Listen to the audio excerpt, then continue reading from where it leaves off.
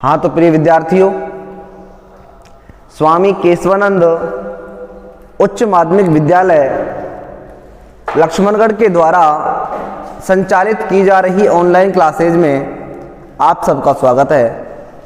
आज हम पढ़ रहे हैं कक्षा 10वीं हिंदी विषय के अंतर्गत पाठ नंबर 2 और इसके रचनाकार हैं तुलसीदास जी, जिसमें हमने पहला पद कल पढ़ लिया था। आज दूसरा पद पढ़ेंगे। देखिए, पहले मैं इसके शिल्प सौंदर्य के बारे में आपको बता देना चाहता हूं कि ये जो काव्यांश है, यह काव्यांश गोस्वामी तुलसीदास जी के द्वारा रचित है। ठीक है। इस काव्यांश की जो भाषा है वह अवधी है, लेकिन अवधी भाषा में देसल शब्दों का इस्तेमाल किया गया है। ठीक है। अवधी भाषा का प्रयोग कवि ने अपनी काव्य भाषा के रूप में किया है। छंद के रूप में चौपाई और दोहा छंदों का इस्तेमाल किया गया है। ये सब जो हैं चौपाई छंद है और ये जो है दोहा छंद है। तो दोहा और चौपाई छंद में तुलसीदास जी ने रामचरितमानस लिखा है, उसी का ये अंश है। ठीक है। और इसकी जो भाषा है वो ओज में ये भाषा है थोड़ी। ठीक है भाई। हास्य व्यंग प्रधान भी है, वो सारी बातें इसमें पढ़ाई जब आएंगी। पढ़ते हैं, देखिए। लखन कहा हास्य हमरे जाना, सुनहु देव सब धनुष समाना। प्रसंग अपना वहां चल रहा था। परशुराम लक्ष्मण से कह रहा था कि लक्ष्मण, जिस धनुष को तू साधारण धनुष समझ रहा है और वो धनुष जो है साधारण है ही नहीं। यह धनुष भगवान शंकर का पिनाक धनुष है, जो बहुत ही प्राचीन धनुष है और विश्व विदित धनुष है। सारा संसार इस धनुष से परिचित है, तो इस धनुष से शायद परिचित नहीं है। ऐसा परशुराम कह रहा था लक्ष्मण से। तो लक्ष्मण ने उत्तर देते हुए कहा, लखन कहा हास्य हमरे जाना। लक्ष्मण ने हंसते हुए कहा, लखन कहा, लक्ष्मण ने कहा हास्य हमरे जाना कि महाराज हम तो बालक हैं और बालक होने के नाते यही समझते हैं, यही जानते हैं कि सुनहु देव सब धनुष समाना, कि मुनिवर दुनिया में सभी धनुष एक समान होते हैं। परशुराम से लक्ष्मण क्या कह रहा था हंसते हुए कि मुनिवर हम बालक हैं, इतने ही समझते हैं और यही जानते हैं कि दुनिया में सभी धनुष हमारे लिए कैसे होते हैं, एक समान होते हैं। कोई धनुष हमारे लिए विशेष नहीं होता, खास नहीं होता। काछति लाभ जून धनु तोरे, और इस पुराने गड़े हुए बिल्कुल जून एक प्रकार से जर्जर अवस्था में जो धनुष है, काछति लाभ जून धनु तोरे, इस गड़े हुए धनुष को तोड़ने से, इस जर्जर धनुष को तोड़ने से कौन सा बड़ा लाभ हो गया और कौन सी बड़ी हानि हो गई। अर्थात ना तो इतना बड़ा कोई लाभ ही हुआ है इस धनुष को तोड़ने से, और पुराना धनुष था, जर्जर अवस्था में था, अगर टूट गया तो कोई बड़ी हानि भी नहीं हुई, क्योंकि ये तो पुराना था, गड़ा पड़ा था। इसे तो आज टूट गया सो टूट गया, कल टूटना था तो कल टूट जाता, ये तो टूटता ही। देखा राम नयन के भोरे, और भैया राम का भी कोई ज्यादा दोष थोड़ा ही है। भैया राम ने अपने भोले वाले स्वभाव से धनुष की ओर देखा था। छुअत टूट रव पतहु न दोषु, लेकिन महाराज वो धनुष जैसे ही भैया राम ने देखा, हाथों से स्पर्श किया, वह हाथों के स्पर्श मात्र से ही टूट गया, यानी हाथ लगाते ही धनुष टूट गया। मुनि बिनु काज करिए कतरोसु, और महाराज जो आपने ये क्रोध प्रकट किया है, ये जो गुस्सा आप प्रकट कर रहे हैं, ये क्रोध आप व्यर्थ में ही प्रकट कर रहे हैं। इतना क्रोध करने की कोई आवश्यकता नहीं थी, क्योंकि धनुष खता हुआ था, पुराना था, जर्जर था, उसे टूटना ही था। भैया राम ने उसे आंखों से देखा था, हाथों से छुआ था, वह छूते ही टूट गया, इसमें उनका कोई अधिक दोष नहीं है। बोले चिते परस की ओरा। यह सुनकर के परशुराम अपने फरसे की ओर निहार कर बोला।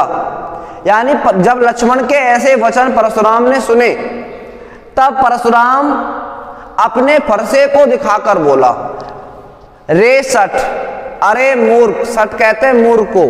अरे मूर्ख सुनई स्वभाव ने मोरा।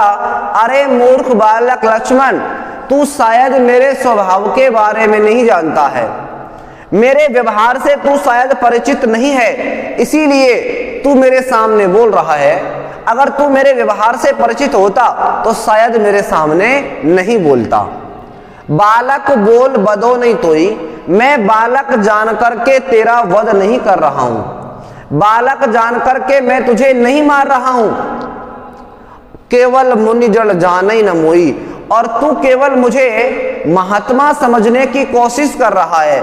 यानी कि अरे मूर्ख बालक लक्ष्मण, तू मुझे केवल महात्मा समझ रहा है, जबकि मैं केवल क्या नहीं हूं, महात्मा ही नहीं हूं। और मैं तुझे बच्चा समझ करके क्या कर रहा हूं, माफ कर रहा हूं। बालक समझ करके मैं तेरा वध नहीं कर रहा हूं। बाल ब्रह्मचारी अति कोही। मैं बाल ब्रह्मचारी हूं, बूढ़ा हो गया, मैंने अभी तक क्या नहीं किया, विवाह नहीं किया। बाल ब्रह्मचारी, मैं बाल ब्रह्मचारी हूं।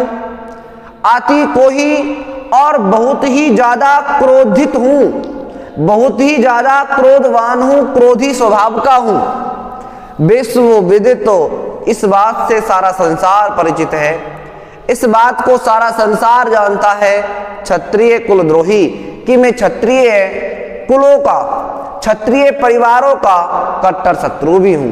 इस तरह से परशुराम लक्ष्मण के सामने क्या करने लगा, अपनी प्रशंसा का बखान करने लगा। कहने लगा कि बाल ब्रह्मचारी, मैं बाल ब्रह्मचारी हूं। आति को ही अत्यंत क्रोधी स्वभाव का हूं। विश्व विदित, सब संसार इस बात को जानता है, सब संसार इस बात से परिचित है कि क्षत्रिय कुलद्रोही, मैं क्षत्रियों का पक्का कट्टर शत्रु भी हूं। भुजबल, इन भुजाओं के बल पर भूमि इस पृथ्वी को भूप बिन राजाओं से विहीन कर दिया।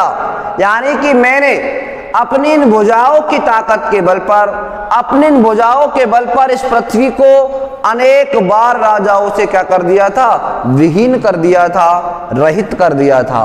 विपुल बार महिदेवन दीनी, अनेक बार उनकी संपत्तियों को, उनकी भूमियों को उनसे छीन छीन करके मैंने देवताओं को, ब्राह्मणों को क्या कर दिया था, दान कर दिया था। इस तरह से कह रहा है कौन, परशुराम, कि मैंने अपनी भुजाओं के बल पर इस पृथ्वी को न जाने कितनी बार राजाओं से क्या कर दिया है, विहीन कर दिया है। विपुल बार महिदेवन दीनी, अनेक बार उनकी संपत्तियों को छीन छीन करके मैंने ब्राह्मणों को दान भी कर दिया है। सहस बाहुबु छेदनिहारा, परसु बिलोक महिप कुमारा। अरे राजा के बालक, महिप कुमार, महिप कहते हैं राजा को और कुमार कहते हैं लड़के को। अरे राजा के राजकुमार, इस फरसे की ओर निहारो, इस फरसे की ओर देखो। ये वही फरसा है जिस फरसे की पैनी धार से मैंने सहस्त्र बाहु की हजारों भुजाओं को क्या कर दिया था, धड़ से अलग कर दिया था। यानी कि परशुराम लक्ष्मण को धमकी दे रहा है, फरसा दिखा रहा है और ये कह रहा है कि अरे बालक, इस फरसे को तो देख, ये वही फरसा है जिस फरसे से मैंने परशुराम की, मैंने सहस्त्र बाहु की हजारों भुजाओं को धड़ से अलग कर दिया था, धड़ से विच्छेद कर दिया था। ऐसा लक्ष्मण से कौन कह रहा है, परशुराम कह रहा है।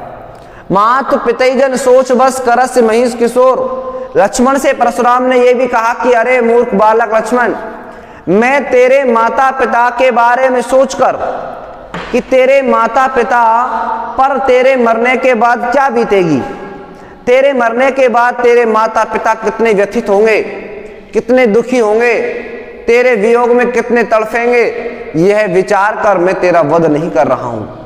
इसलिए मैं तुझे जीवित छोड़ रहा हूं और तुझे मेरा और मेरे इस फरसे का जरा सा भी क्या नहीं है, खौफ नहीं है, भय नहीं है। तू शायद इस फरसे की भयंकरता को, इसके घोरपन को नहीं जानता है।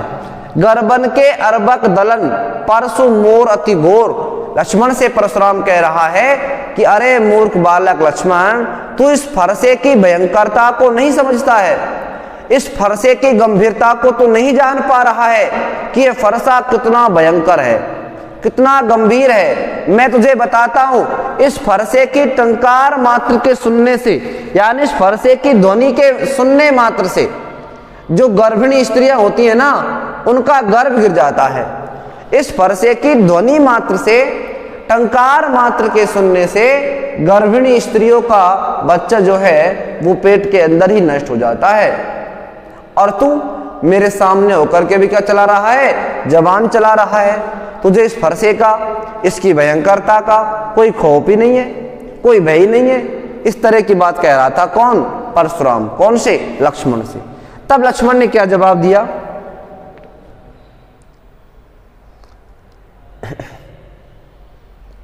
लक्ष्मण ने कहा, बिहस लखन बोले मृदुवाणी।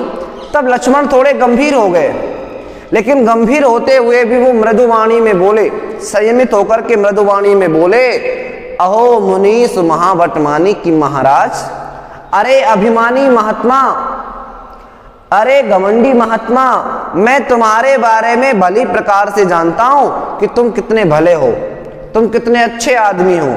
ऐसे कहा व्यंग पूर्वक। कौन ने? लक्ष्मण ने। किससे? परशुराम से। बिहस लखन बोले मृदुवाणी। लक्ष्मण थोड़े गंभीर हो गए और गंभीर होकर के मृदुवाणी में कहने लगे, अहो मुनीस, अरे मुनि श्रेष्ठ, मुनियों में श्रेष्ठ, महाभटमानी और मनमानी महात्मा, अहंकारी महात्मा, मैं तुमसे अच्छी तरह परिचित हूं।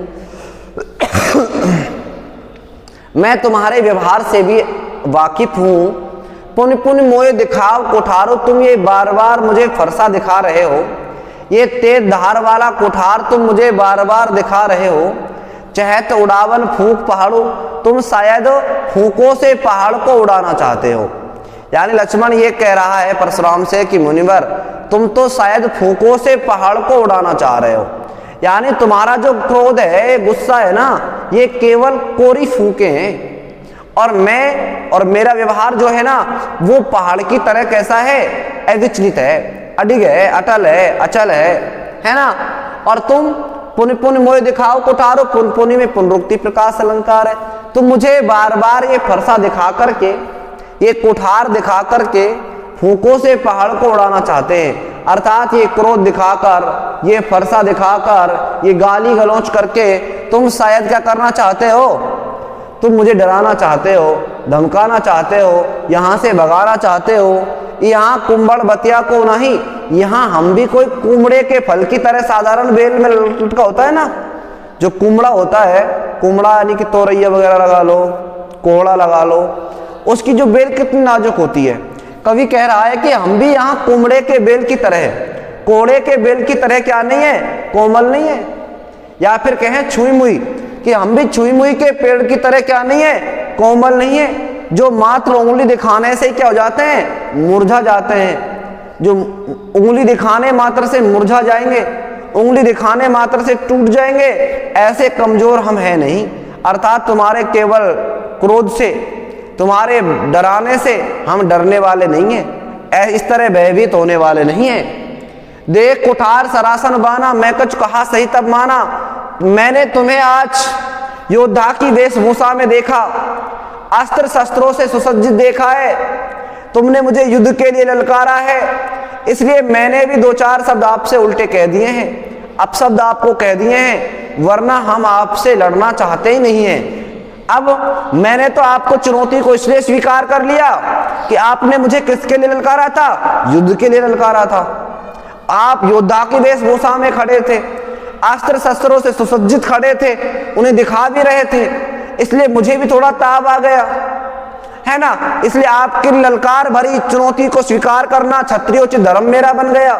इसलिए मैंने क्या कर लिया? एक दो शब्द तुमसे अपशब्द कह दिए, वरना महाराज हम तो आपसे वैसे ही लड़ना नहीं चाहते, हम आपसे झगड़ा मोल लेना ही नहीं चाहते हैं। क्यों?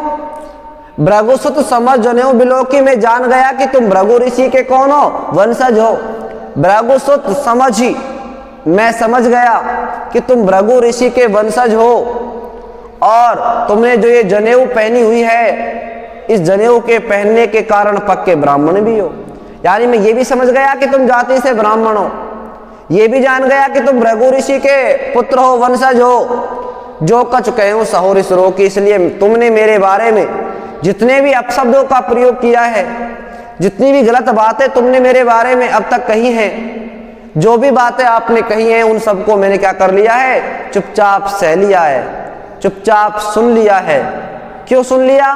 क्योंकि तुम जाति से ब्राह्मण हो, क्योंकि तुमने अपने कंधे पर यज्ञोपवीत पहना हुआ है और भृगु ऋषि के वंशज हो, इसलिए तुमने मेरे बारे में जो भी कहा उस सबको मैंने चुपचाप सह लिया। सुर महिषुर हरिजन और गाई, क्योंकि हमारे क्षत्रिय वंश में, हमारे सूर्य वंश में सुर देवता, महिषुर ब्राह्मण, हरिजन भक्त, अरुगाई और गाय पर कभी भी क्रोध प्रकट नहीं किया जाता है, कभी भी गुस्सा नहीं किया जाता है। बंधे पाप अपकीरत हारे।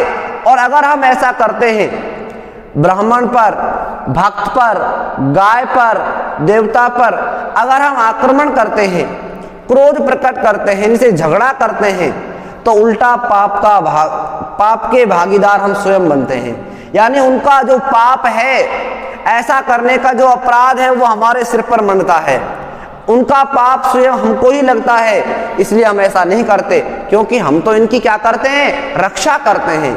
ब्राह्मण की रक्षा करने का दायित्व तो हमारा होता है, ब्राह्मण से लड़ाई लड़ने का हमारा कर्तव्य नहीं होता।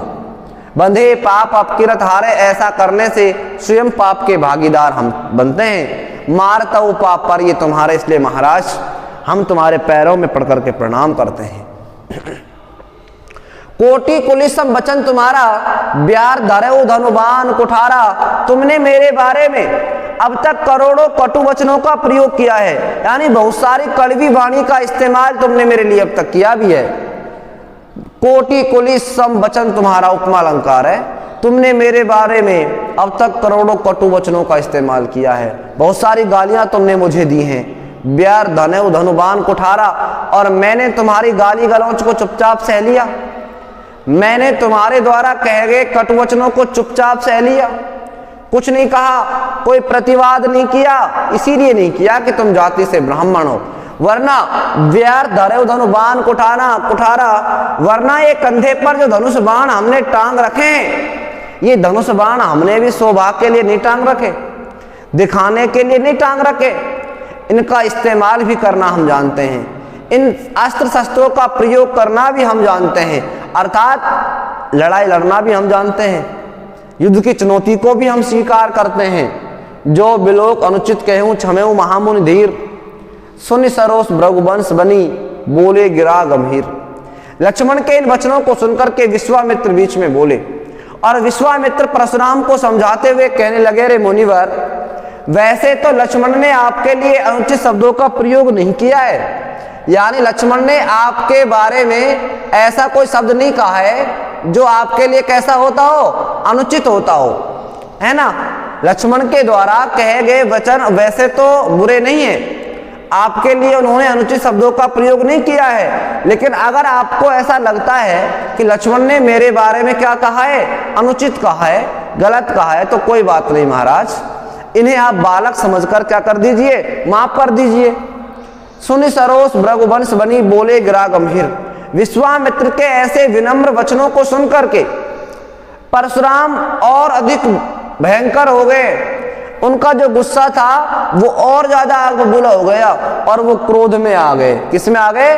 क्रोध में आ गए, गुस्से में आ गए, और गुस्से में आकर के अपनी आवाज को ऊंची करके कहने लगे, कौशिक सुनहु मंदेहु बालक, कि हे विश्वामित्र सुनो, यह बालक मंद बुद्धि है।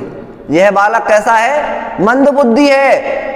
कुटिल काल बस निज कुल गालक, बहुत ही कुटिल है, बहुत ही कुटिल बालक है ये, और निज कुल गालक, काल के वशीभूत भी है, और काल के वशीभूत होकर के ये बालक मेरे हाथों से अपने कुल का, अपने परिवार का सर्वनाश करवाना चाहता है। पूरे परिवार का सर्वनाश ये मेरे हाथों से करवाना चाहता है, क्योंकि ये खुद तो मंदबुद्धि है, मूर्ख है, समझ तो इसको है नहीं, कुटिल भी है, काल के वशीभूत भी है, इसीलिए ये मेरे हाथों से अपने पूरे परिवार को मरवाना चाहता है। भानुवंश राकेश कलंकु यह बालक सूर्य वंश में पैदा होकर के उसे लज्जित कर रहा है और सूर्य वंश को ऐसे लजा रहा है, कैसे लजा रहा है? राकेश कलंकु, जैसे चंद्रमा में लगे हुए धब्बे, जैसे चंद्रमा में लगे हुए धब्बे चंद्रमा को कलंकित कर रहे होते हैं, है ना, ठीक उसी प्रकार से ये बालक सूर्य वंश में पैदा होकर, क्षत्रिय वंश में पैदा होकर उस क्षत्रिय वंश को लजा रहा है। भानुवंश राकेश कलंकु ये बालक सूर्य वंश में पैदा होकर के चंद्रमा के धब्बों की तरह क्या कर रहा है? उस क्षत्रिय वंश को कलंकित कर रहा है। निपट निरंकुश, इसके ऊपर किसी का कोई नियंत्रण नहीं है, ये बिल्कुल अमर्यादित हो चुका है, अनियंत्रित हो चुका है, अबुद्धू, लेकिन ये मूर्ख भी नहीं है, ये ऐसा जानबूझकर कर रहा है, असंक और निडर है, किसी प्रकार का ऐसे कोई भय नहीं है। अलावा एक प्रसंग आया है इसमें, और वो यह है कि चंद्रमा में धब्बे और चंद्रमा के लगे हुए धब्बे चंद्रमा को कैसे कलंकित कर रहे हैं, है ना। तो इसके लिए बता देना चाहता हूं मैं, एक ऋषि थे जिनका नाम था गौतम ऋषि। क्या नाम था? गौतम ऋषि। और गौतम ऋषि की पत्नी थी जिसका नाम था अहल्या। अहल्या बहुत ही सुंदर स्त्री थी, रूपवती थी, गुणवान भी थी, उसके रूप की चर्चाएं चारों ओर थी। एक बार इंद्र ने उसके साथ क्या करना चाहा? छल करना चाहा। इंद्र चाहता था कि मैं उसे अपनी पत्नी के रूप में स्वीकार करूं, इसलिए क्या किया? इंद्र ने चंद्रमा को अपना दोस्त बनाया, अपना साथी बनाया, और चंद्रमा को साथी बनाकर के वो गौतम ऋषि के महल के सामने पहुंच गए और वहां जाकर के दोनों ने अपना रूप बदल लिया। यानी इंद्र ने तो गौतम ऋषि का रूप बना लिया और चंद्रमा को मुर्गा बना दिया। रात के 12 बजे ही उस चंद्रमा ने मुर्गा बनकर के बांग लगा दी, आवाज लगा दी। गौतम ऋषि का रोजाना का नित्य का ये नियम था कि जब भी सवेरा होता था तब मुर्गा बोलता है, और जब मुर्गा बोलता है सुबह तो गौतम ऋषि ये समझ जाते थे कि यह मुर्गा बोल गया है, सवेरा हो गया है, नहाने धोने का समय हो गया है। तब वो गंगा में जाकर के स्नान किया करता था। आज वो मुर्गा जो रोजाना 4 बजे बोलता था, 5 बजे बोलता था, आज वो मुर्गा रात के 12 बजे ही बोल गया। गौतम ऋषि जाग गए, विचार किया कि सवेरा हो गया, अपने धोती कमंडल उठाकर के गंगा में पहुंच गए। जैसे गंगा में पैर रखा, गंगा जाग उठी। गंगा ने कहा, अरे तू कौन है? गौतम ऋषि ने कहा, मां मैं तेरा बेटा गौतम हूं, रोज नहाने आता हूं, आज थोड़े ही आया हूं। तो गंगा ने कहा कि तेरे साथ छल हुआ है, तेरे साथ धोखा हुआ है, तो जल्दी शीघ्र महलों को वापस लौट जा। जब गौतम ऋषि अपनी भीगी हुई धोती को हाथ में लेकर के वापस महलों में आए तो दरवाजे पर उन्हें मुर्गा खड़ा मिला। और मुर्गा कौन था? वो चंद्रमा था, यानी मुर्गे के वेश में चंद्रमा खड़ा मिला। गौतम ऋषि ने अपनी धोती का पछाटा उस मुर्गे को मारा, जिससे वो चंद्रमा क्या हो गया? कलंकित हो गया। और आज भी उनकी धोती के छींटे, आज भी वो कलंक जो है चंद्रमा में लगा हुआ है। ठीक है, ये हमारे शास्त्रों की मान्यता है।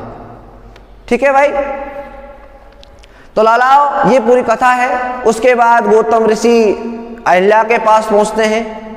अहल्या इस बात को जान नहीं पाती है। गौतम ऋषि अहल्या को क्या बना देते हैं? पत्थर की मूर्ति में बदल देते हैं, यानी पत्थर की शिला बना देते हैं। फिर उन्हें वरदान देते हैं कि त्रेता युग में भगवान राम आएंगे, उनके पैरों का अंगूठा तुम्हारे शरीर को स्पर्श करेगा और तुम मेरे परलोक धाम को वापस आ जाओगी। ये सब बातें होती हैं। ठीक है, तो तुम काल कवल होवे उछन माही, कहो पुकार खोर मुहि नहीं। परशुराम लक्ष्मण से कह रहा था कि काल कवल होवे उछन माही, अभी थोड़ी देर बाद, अभी थोड़ी ही देर में मैं इसे काल के हवाले कर देता हूं, इसे मौत के घाट उतार देता हूं। कहो पुकार खोर मुहि नहीं, है ना, उसके बाद कोई मुझे दोष नहीं देगा। इसलिए पहले ही मैं पुकार पुकार कर कह रहा हूं। अगर कोई इस बालक को बचाना चाहता है तो बचा सकता है ना। मरने के बाद कोई मुझे दोष नहीं देगा। अभी थोड़ी देर बाद ये वाचाल बालक, ये अनियंत्रित बालक, ये काल कवलित बालक जो है काल के हवाले हो जाएगा, मौत के घाट मेरे हाथों से उतार दिया जाएगा। इसलिए मैं पहले ही पुकार पुकार कर कह रहा हूं। तुम हटके जो चेहू उबारा, तुम हटके जो चेहू उबारा, अगर तुम इस बालक के प्राणों की रक्षा ही करना चाहते हो। कहे प्रताप बल रोष हमारा, तो हे विश्वामित्र जी, इस बालक के सामने मेरे प्रताप का, मेरी कीर्ति का, मेरी प्रसिद्धि का, मेरे क्रोध का गुणगान इसके सामने करो, ताकि ये मुझसे क्या हो जाए, भयभीत हो जाए और मेरे सामने मुंह न चलाए, मेरे प्रश्नों का प्रत्युत्तर ना दे। ऐसा कहा कौन ने? परशुराम ने। किससे? विश्वामित्र से, कि तुम हटके जो चेहू उबारा, अगर तुम इस बालक के प्राणों की रक्षा चाहते हो तो कहे प्रताप बल रोष हमारा, तो मेरे प्रताप, प्रसिद्धि, कीर्ति का बखान इसके सामने कीजिए। लक्ष्मण बीच में ही बोल उठे, लखन कहो मुनि सुजस तुम्हारा। लक्ष्मण ने कहा, रे मुनिवर, अरे परशुराम, तुम्हारी प्रसिद्धि का बखान, तुम्हारी बड़ाई का बखान संसार में तुम्हें ये अछत को बरने पारा, तुमसे ज्यादा अच्छा, तुमसे ज्यादा बढ़िया तुम्हारी प्रशंसा और कौन कर सकता है? अर्थात तुम्हारी बड़ाई तुम्हारे अलावा और कर कौन सकता है? केवल तुम्हारी बड़ाई तुम ही तो कर सकते हो, अपनी प्रशंसा का बखान तुम ही कर सकते हो। तुम्हारी बड़ाई संसार में और कोई नहीं कर सकता। सब तुम्हारे व्यवहार से परिचित हैं, सब तुम्हें जानते हैं कि तुम कितने अच्छे आदमी हो, कितने भले आदमी हो। तुम्हारी प्रशंसा तुमसे ज्यादा अच्छा, तुमसे ज्यादा बढ़िया और कोई नहीं कर सकता। अपने मुंह तुम आपन करनी, तुमने अपनी प्रशंसा का बखान अपने मुंह से अनेक बार किया है। अपने मुंह तुम आपन करनी, तुमने अपने मुंह से अपनी करनी का बखान, अपनी प्रशंसा का, अपनी प्रसिद्धि का बखान बार अनेक बार, भांत बहुबरनी और अनेक प्रकार से अब तक किया भी है। यानी तुम अब तक अपनी प्रशंसा का बखान खूब कर चुके हो। नहीं संतोष तो पुन कछ कहूं, और तुमने अपनी प्रशंसा अब तक खूब की है, अपनी बढ़ाई अब तक तुमने खूब की है, और मेरी अब तक तुमने खूब बुराई की है, खूब मेरी आलोचना की है, निंदा की है। नहीं संतोष तो पुन कछ कहूं, अगर अपनी प्रशंसा और मेरी बुराई करने से अभी भी तुम्हें क्या नहीं मिला है? संतोष नहीं मिला है। अगर अभी भी गाली गलौच देने से तुम्हारा पेट नहीं भरा है ना, तो आप गाली गलौच और भी दे लो, मेरी बुराई और भी कर लो। मैं तो बहुत देर से सुन रहा था, जनरि से रोक दुसे दुख सहूं, बहुत देर से अपने क्रोध को रोककर, अपने गुस्से को रोककर तुम्हारी सारी आलोचनाएं, सारी निंदाएं, सारी गाली गलौच, सारे अपशब्द कटु शब्दों का प्रयोग सुन रहा था। मैं तो और भी सुन लूंगा, लेकिन एक बात आपको बता देना चाहता हूं, वीर व्रति तुम धीर अचोवा, कि मुनिवर तुम वीर हो, धैर्यशाली पुरुष हो, महात्मा भी हो। आप जैसे बड़े लोगों को, आप जैसे महान लोगों को गाली देत न पावे शोभा, आप जैसे लोगों को गाली देना शोभा नहीं देता है। लक्ष्मण ने एक बात कही लालाओ, और वो ये कही कि महाराज आप वीरव्रती हो, वीर हो, धैर्यशाली पुरुष हो, महात्मा हो, गुरु की पदवी पर बैठे हुए हो, इतने बड़े आदमी को गाली देना, अपशब्द कहना, कटु वचनों का इस्तेमाल करना अच्छा लगता है? ये बिल्कुल भी शोभा नहीं देता, ये बिल्कुल भी अच्छा नहीं लगता। एक बात और कह देना चाहता हूं, लक्ष्मण ने वीर पुरुष और कायर पुरुष के अंतर को स्पष्ट करते हुए कहा है कि सूर समर करनी करही। जो सूरवीर होता है वो समर में, समर कहते हैं युद्ध भूमि में, जो सूरवीर होता है वह सूरवीर युद्ध भूमि में अपनी करनी करता है, अपना पराक्रम दिखाता है, अपना युद्ध कौशल कर दिखाता है। यानी युद्ध के मैदान में योद्धा लड़ाई का परिचय देता है, अपने साहस का परिचय देता है। कभी भी अपनी झूठी प्रशंसा युद्ध के मैदान में वीर नहीं करता है। विद्यमान रन पाए रिपु, जबकि कायर जो व्यक्ति है वो युद्ध के मैदान में अपने शत्रु को खड़ा देख करके अपनी प्रशंसा का बखान करने लगता है, अपने साहस का बखान करने लगता है। कायर कथई प्रताप अपनी प्रसिद्धि का बखान करता है, अपनी कीर्ति का बखान करता है। वो क्या नहीं करता? अपने साहस का परिचय नहीं देता। कौन? कायर। यही कायर में और किसमें अंतर है? वीर में अंतर है। वीर युद्ध के मैदान में अपना पराक्रम दिखाता है, युद्ध कौशल दिखाता है, अपनी प्रशंसा नहीं करता, जबकि कायर युद्ध के मैदान में अपनी प्रशंसा करता है, अपना युद्ध कौशल नहीं दिखाता, युद्ध का मैदान छोड़ करके वो भाग खड़ा होता है। ये लक्ष्मण ने कायर और वीर में क्या बताया है, अंतर बताया है। आगे जो भी पद होंगे वो हम अगली वीडियो में पढ़ाएंगे। ठीक है, थैंक यू।